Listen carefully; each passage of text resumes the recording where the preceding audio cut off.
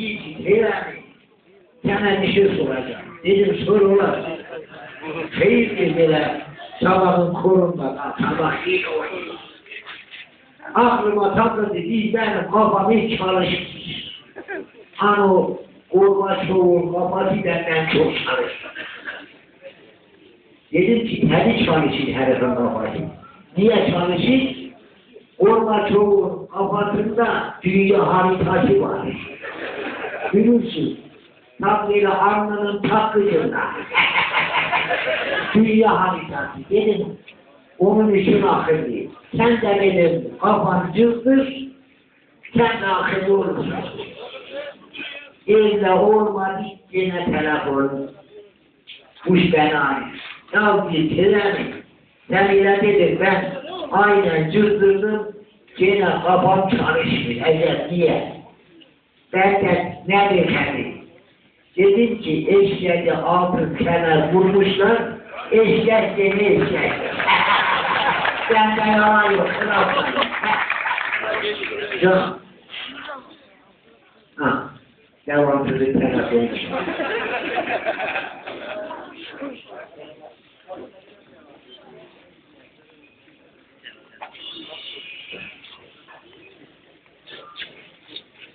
Kardeş. Az sonra anlatacağım. Neyse. Gene bir gece yarattı. O sizden babama takıldı. Kapı çalındı. Açtım ki İsraililer gelmiş. Dedim hayırdır? Duymuşlar ki Çin kentini ben yapmışam ya. Bir de bir duvar ya. Dedim hayırdır ne duvarı? Ama dedi Filistinliler ve korkusundan gelirim sınırda dua edecek ki Filistinliler gelmez İsrail'e sıra. Bak. Gavur bak. Ben oraya bizler öğrendiler bize kalkmaya çalışan gavurlar. Gitmeyeceğim ama aklıma bir şey geldi. Dedim anla tamam gelirler.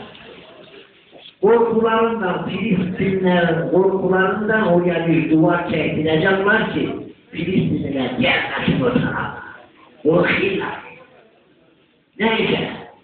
Dedim tamam. O zaman ile filan yok. Otobüs yok. Filan yok. Dedim çıkalım. Python'la gittik arkadaş. Duvarın yapılacağı yere geldi. Ben de Hasan Karası'ndan tedariki etmiş. Diyeceğim varmış. Onların kişileri de gitmez kardeş. Neyse, duvarın yapılacağı yere geldim. Taşlar hazır, çeşit. Taş üstüne taş koyuyor. Atacağım o koca taşları. Yavruların gözü bende. İyi der ki, anlıyor işlerinden ki, keşke bu gurbet bizde olsaydı, dünyaya sahip olur. Ben de yalan yok, laflar.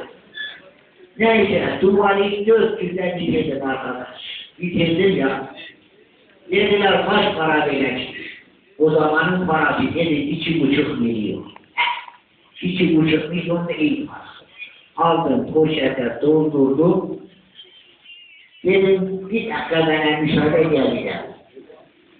Gittim duvarın kenarına arkadaş poşeti salladım. Bir tarafına attım.